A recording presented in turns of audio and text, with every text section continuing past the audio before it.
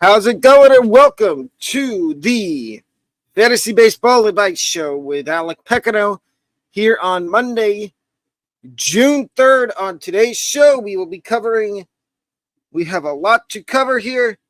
I will give you my player of the weekend from this weekend, waiver wire ads, best and worst hitter matchups, two-star pitchers I like, and much more. Let's get started here. As you can see by the title, I have two different pitchers here that I'm going to talk about. One of them is my player of the weekend, and let's get into that. My player of the weekend from this weekend is Marlins starting pitcher Ryan Weathers, who went on Friday. He went 6 innings, gave up 9 hits, 4 earned runs, did not walk anybody, had 11 strikeouts. I see a lot of positives here with Ryan Weathers, and I think he's only 17% rostered, 17.9% rostered. And I think if you need pitching, I would feel comfortable adding him on your team, on your bench, but I would not start him this week as he faces the Guardians, and they're really good against left-handed pitching. They're top 5 in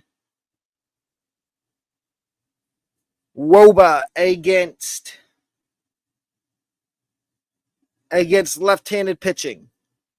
And the other guy I'm going to talk about, he is not my player of the weekend, but he did have a good performance this weekend, and it is Diamondback starting pitcher Brandon Pfaadt.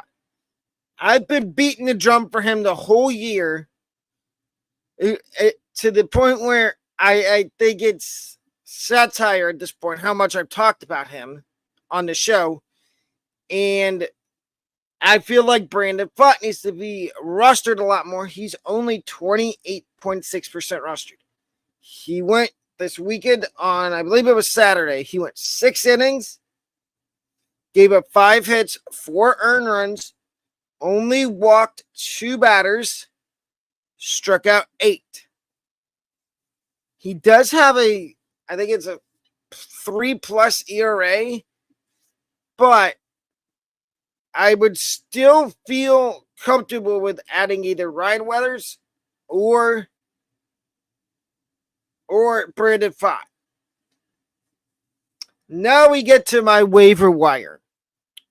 And how the waiver wire works is I have it split up. You get 4 pitchers, 4 hitters. We're going to start with the pitchers. The first one is Padres reliever Jeremiah Estrada.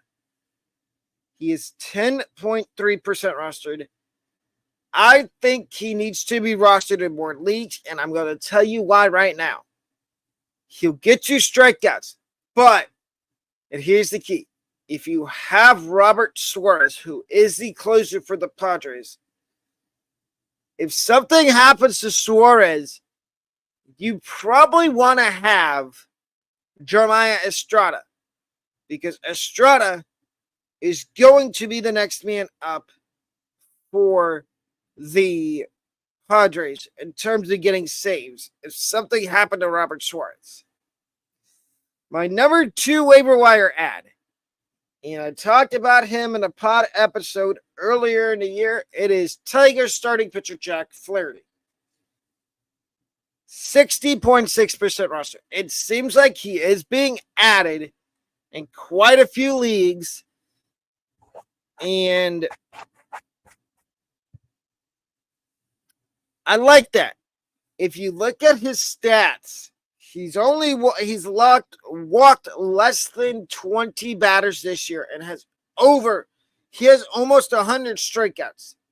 And we're not even a third of the way through the season.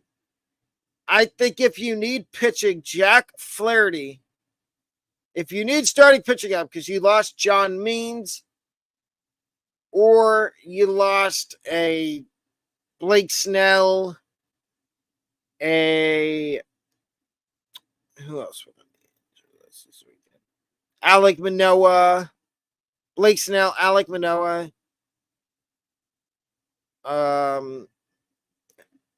John Means, or anybody else pitching wise, I would think about adding Jack Flaherty. My next waiver wire pitcher is a closer, and it's Kansas City Royals closer, James McArthur. He is 19.2% rostered, and I think he needs to be added in more leagues as well. And I would say that McArthur is my top priority if I need a closer in any type of league. In any categories league, points league, I would add McArthur if I need saves. And my last waiver wire pitcher is Rockies pitcher Jalen Beeks. He is the, and I'm going to put this in air quotes, quote unquote, closer right now for the Rockies. Take that with a grain of salt. It could change. Justin Lawrence is on the 15-day injured list right now. So right now, Jalen Beeks is the closer. If you need saves, I know Beeks is on here, but I would much rather have James McArthur. But if you're desperate and you need help with saves, go ahead and add Jalen Beeks. Now we get to the waiver wire hitters. And the first one is Mets third baseman Mark Vientos. It's a sad sight to see that I don't think Brett Baty's going to be breaking out this year, because they did option him and Christian Scott back to AAA for Mark. So Mark to get the bulk of the playing time at third base. He is only 4.3% rostered. I think he needs to be rostered in more leagues, whether it be categories, points, head, season long, dynasty. Vientos needs to be rostered in a lot more leagues. My number 2 hitter waiver wire ad is Pete Crow Armstrong of the Cubs. Outfielder, 2.5% rostered. And with PCA, it is what it is he seems to be getting a lot more playing time this time around of being called up. But that's not to say that he can't easily get sent back down if he starts to struggle again. But he's up right now, and I would go ahead and add Pete Crow Armstrong. My third waiver wire ad is another outfielder. And this time it's Tampa Bay Rays outfielder Jose Siri. Siri is on here. I think he's starting to heat up a little bit. And if you need outfield help, because you've had Corbin Carroll, you've had Lourdes Gurriel Jr., Dalton Varsho, George Springer. You've had outfielders that have been slumping or struggling over the last month and a half, 2 months. I would think about picking up Jose Siri and playing the matchups. If Siri has a good matchup, I put him in your lineup. If he doesn't, you put somebody else in there. Play the mix and match game. And then my last waiver wire ad is Guardians. I'm just going to call him Super Utility. Guardians Super Utility guy, David Fry. He is 6.8% rostered.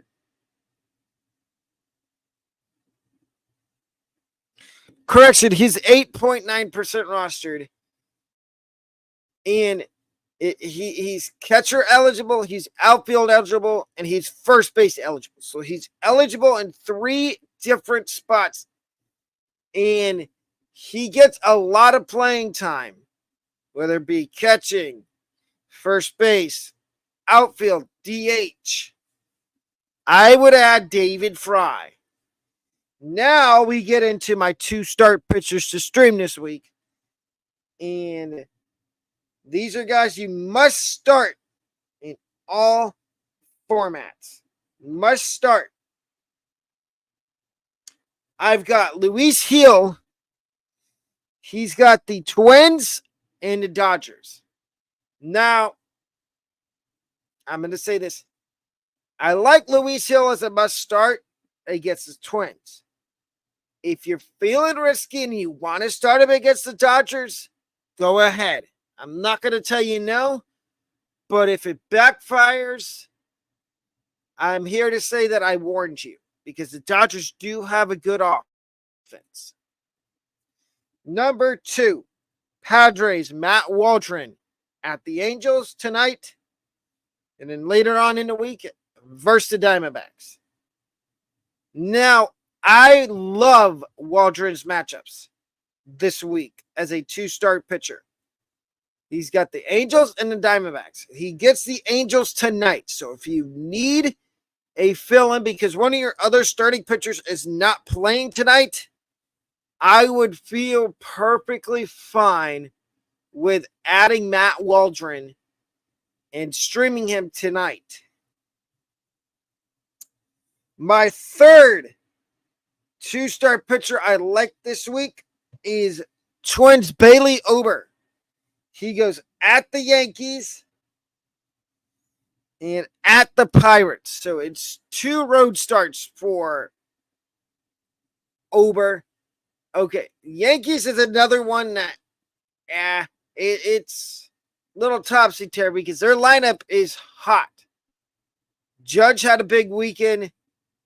Soto had a big weekend. Stanton seems to be on a good streak. So I would be cautious with Ober against the Yankees. But I'd feel a lot better against the Pirates.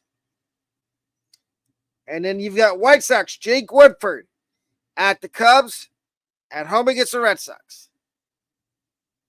And with Woodford, he'll get you innings. He might get you 2 or 3, maybe 4 strikeouts. But I do like the matchups he's got with the White Sox.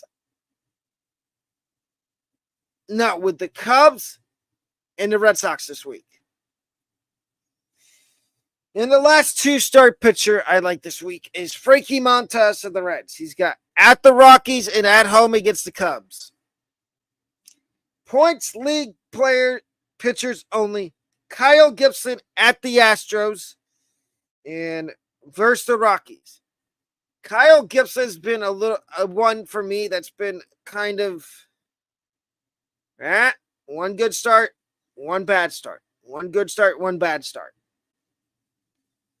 So I'd be cautiously optimistic about these 2 matchups for Gibson, but I would also be cautious. If there's somebody else out there on the waiver wire for you to add, I would go with them instead of going Kyle Gibson. Unless, of course, it's a points league. These are guys for points leagues only.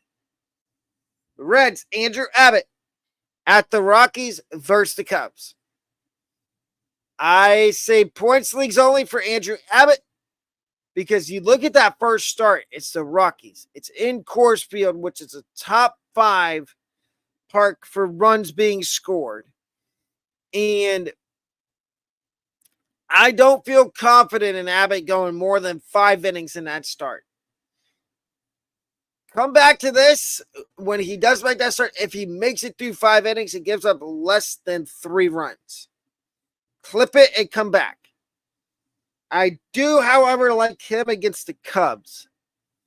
The Cubs tend to struggle against Abbott's a lefty, I believe. So they tend to struggle a little bit against left-handed pitching. And my last 2-start pitcher for points leagues only is Seth Lugo. And he's got some serviceable matchups this week. He's got at the Guardians, at home against the Mariners. And I like both of those for Lugo a lot. And now we've got my guys that I'm going to say, no thanks, no bueno. Not touching them at all. And it's 2 guys. It is Angels' Tyler Anderson. He starts against the Padres and the Astros. Do I need to repeat that? Padres and Astros are the 2 starts for Tyler Anderson this week. Both of them are at home, but both of those offenses are really good. So unless you're desperate, and the problem I have with Anderson is he does get you strikeouts, but he tends to give up walks. And that's negative points in fantasy baseball. If you give up walks, you lose points. And the other guy that I'm going to say no thanks to this week for fantasy baseball is Ryan Nelson of the Diamondbacks. He starts first the Giants and at the Padres. And the Giants' offense is nothing to sneeze at. They just got Jorge Soler back. And they looked good against the Yankees, even though they lost 2 out of 3 to the Yankees, I think. And then, of course, the Padres. You don't want to start any pitcher against the Padres unless it's Yoshinobu Yamamoto. Now, here's my 5 best hitter matchups this week. At number 5, I just spoke about them a minute ago. It is the Rockies.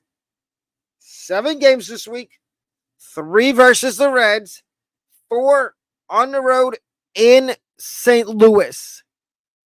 I'm a little skeptical about that home series against the Reds because usually when the Rockies have a 3 games at home and then a road trip, I would put them on the other side of the board. And the hitter matchups I don't like, but I could see them scoring a lot of runs in that 3-game set against the Reds. In that 4-game set in St. Louis pitching is above average this year, but I would still feel comfortable and confident enough in starting my Rockies this whole entire week. Number 4 hitter matchup I like this week is the Houston Astros. They've got 6 games, 3 versus the Guardians, 3 at the Angels. I like that. I like the Angels matchup a lot, and same with the Guardians. I think the Astros are going to mash this week. So if you need, I'm going to give you a bonus waiver wire guy to add. It is Jake Myers. He is the everyday center fielder for the Astros. If you need any Astros to stream, he's probably your top priority. My number 3 hitter matchup I like this week is the Rays. 6-game week, 2 at Miami starting tomorrow night, and it sounds like they might get Josh Lowe back. And then 4 starting on Friday at Baltimore. And I will be doing that Friday night game as a live reaction here on YouTube. Don't miss out on it. It'll be a live as well as a Q&A. But back to the video. And I really like for the Rays, I like that 2-game set in Miami because Miami pitching is horrendous. Other than maybe Ryan Weathers, it looked like Sixto Sanchez was starting to figure some things, starting to turn a corner before he got hurt, which stinks. But I like that matchup. I do like the Orioles depending on who the matchups are pitching wise.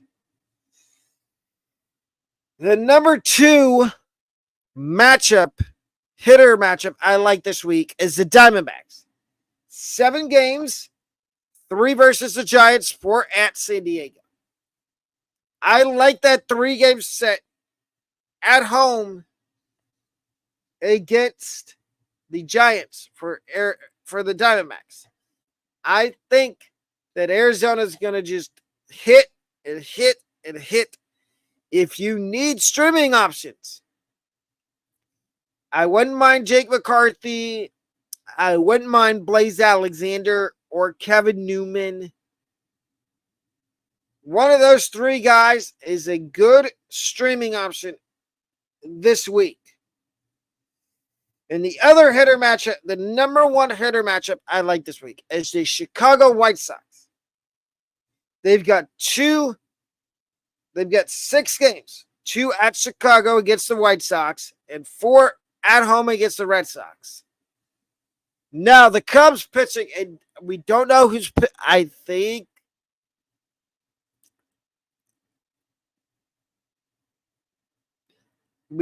I know Ben Brown's not going to be pitching in that 2-game set against the White Sox. Whoever it is, I still want my White Sox. And now we get to my 5 sleeper hitters for this week. My number 5 sleeper hitter, and he seems to be breaking out, it is Athletics outfielder J.J. Bleday. I was burned by him in the streaming options over the weekend a couple weeks ago, but it seems like he is heating up. He's got a 6-game week this week, and they're all home games. 3 versus the Blue Jays, 3 versus the Mariners. Get J.J. Bleday while you can. Well, he is still available in a lot of leagues. Because he ain't going to be available in a lot of leagues for much longer. Number 4 sleeper hitter for me this week is Orioles outfielder Kyle Stowers. And Kyle Stowers has his schedule's a little weird. He's got 8 games this week.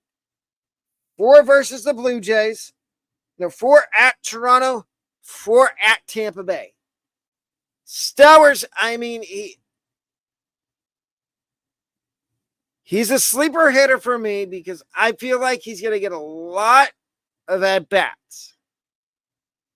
Either whether it be that series in Toronto or whether it be in Tampa Bay.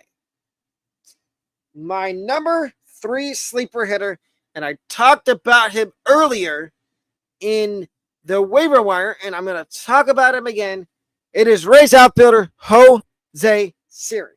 6-game week, 2 at the Marlins, 4 at home against Baltimore. I'm going to keep this one short and sweet since I talked about him a minute ago. Please go out and stream Jose Siri. And another guy I talked about earlier, it is Mark Vientos, third baseman for the Mets. 5-game week this week. 3 versus the Nationals, 2 versus the Phillies in London. Like I said, Mark Vientos is a pretty nice streaming option this week. And I would feel fine keeping him the rest of the season as long as the Mets don't call up Brett Beatty till September. And now we get to my number 1 sleeper hitter this week.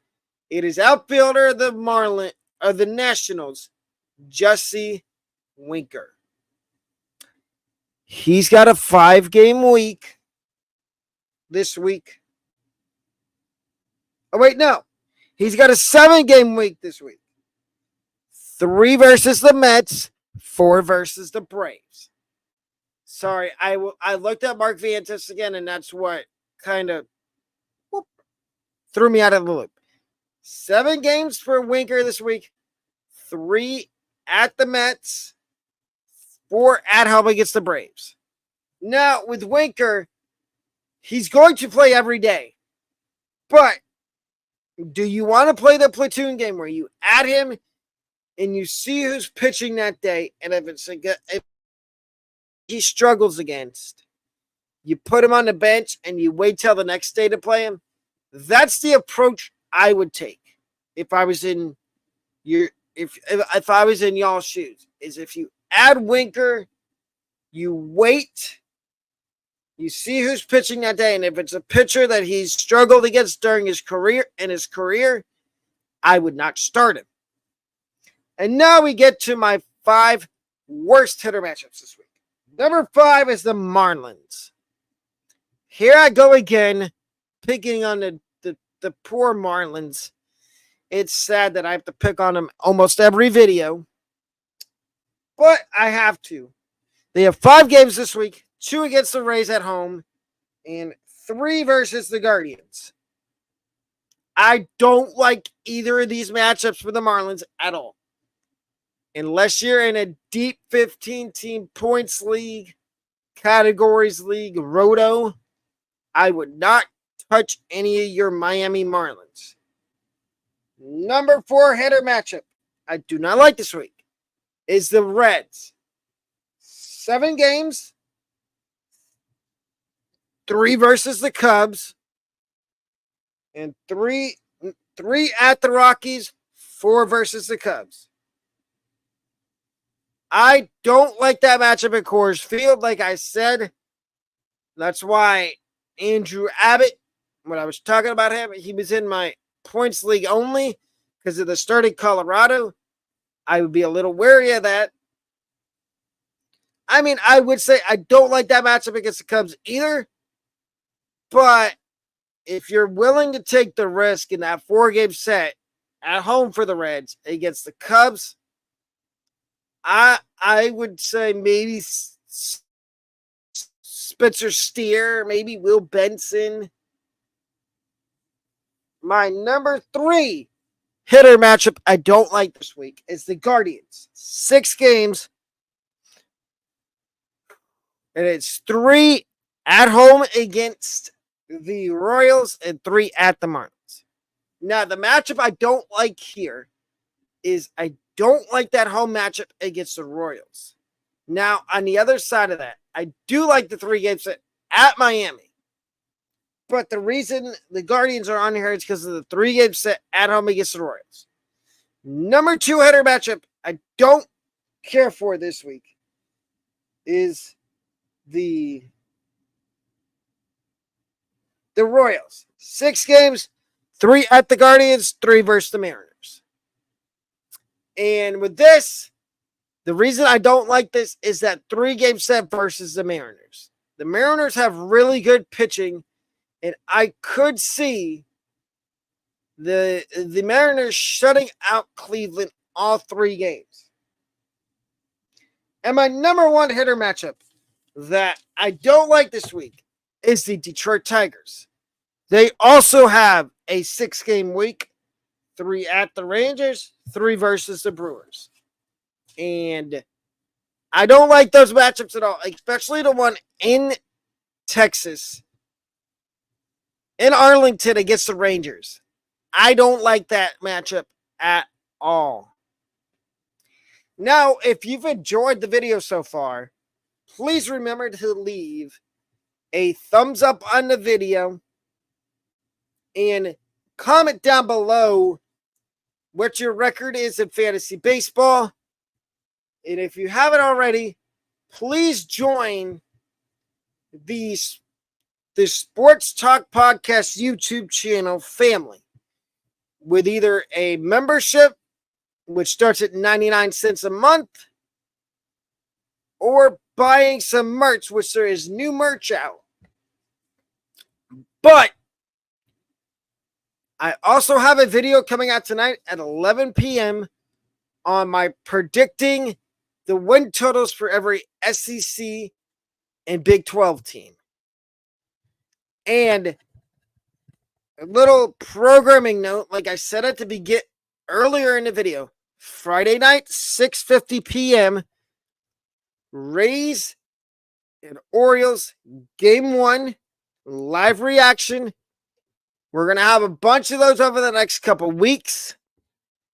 And also, I will be starting Rockies franchise on Friday afternoon at 3 o'clock.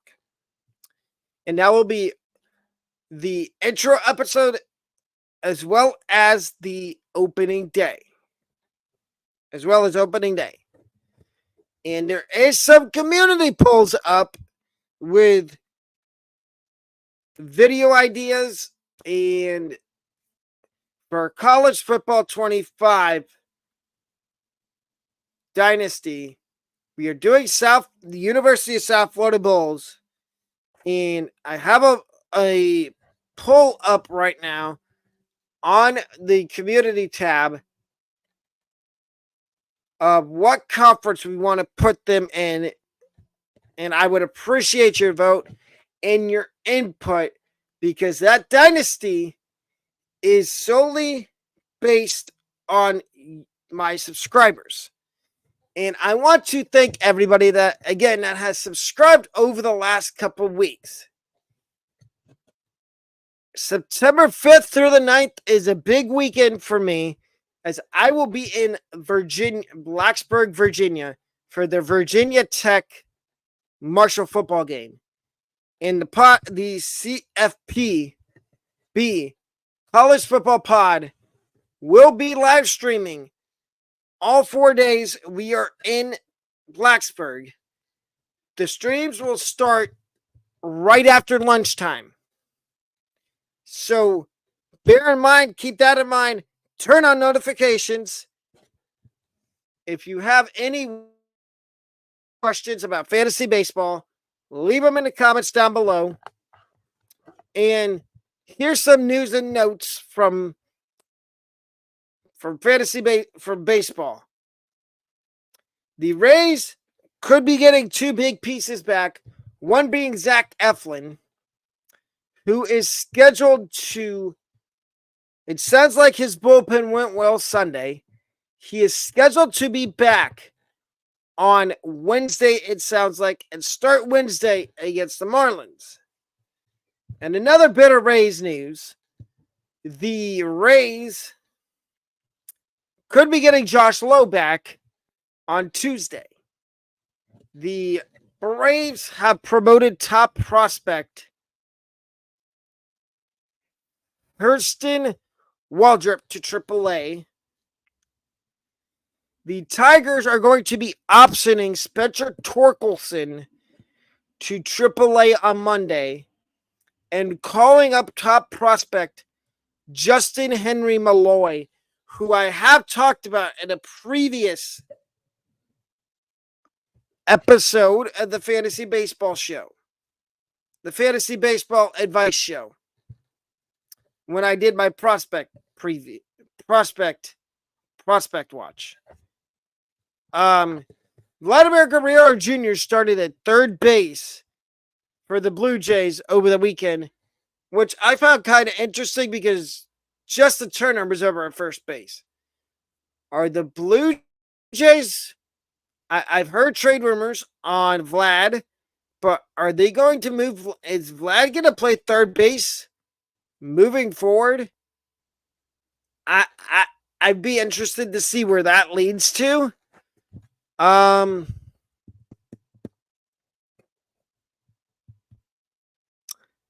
The Twins optioned Edward Julian down to AAA, which means Jose Miranda's going to stick around. And they're going to activate Royce Lewis on Tuesday. And if you held on to Royce Lewis, congratulations to you. Hopefully he stays healthy. Fingers crossed. But if he is available, if somehow Royce Lewis is out there in your league, I would feel free to go out and add Royce Lewis. But that wraps up this episode of the Fantasy Baseball Show. Fantasy Baseball Advice Show. I will see you tonight at 11 p.m. Goodbye.